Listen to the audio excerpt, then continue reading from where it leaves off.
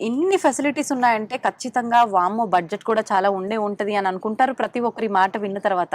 అసలు మామూలుగా ఫీజెస్ ఎలా ఉంటాయండి? బయటతో పోలిస్తే ఎక్కువగా ఉంటాయా? తక్కువగా ఉంటాయా? ట్రీట్మెంట్ ఇవన్నీ విషయాల్లో అయితే చాలా తక్కువగా ఉన్నాయి. అవును. మరి స్టడీ విషయంలో ఎలా ఉంటుంది? మేడం నేను ఆల్రెడీ మీకు చెప్పాను. హ్మ్. మళ్ళీ చెప్తున్నాను. హ్మ్. It's a public charity university. అవును. సో ఫీజెస్ చాలా నామినల్‌గా ఉంటాయి. ఓకే. ఫీజెస్ విషయానికొచ్చేసరికి పారామెడికల్‌లో నేను ఇందాక చెప్పినట్టు హ్మ్. Anaesthesia, okay. Cardiac, radiology hmm. చాలా నామినల్ ఫీజ్ అండి. Okay.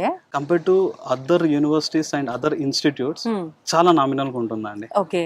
And affordable, hmm. Very much affordable. Like hmm. Middle class పీపుల్‌కి ఇది బెస్ట్ ఆప్షన్. ఆ! లైక్ పారామెడికల్‌కి రావాలనుకుంటే. అవును. ఎందుకంటే వన్ రూఫ్‌లో they can experience all medical colleges. Hmm. MBBS అయినా, అవును. డెంటల్ అయినా, ఆయుర్వేదిక్ అయినా, హోమియోపతి అయినా, అవును. ఫిజియోథెరపీ, అంటే ఫార్మసీ మెడికల్‌కి సంబంధించిన రిలేటెడ్ కోర్సెస్ అన్నీ కూడా ఉన్నాయి. అన్నీ హ్మ్. ఉన్నాయి. Like they can go to any hospital. ఆ!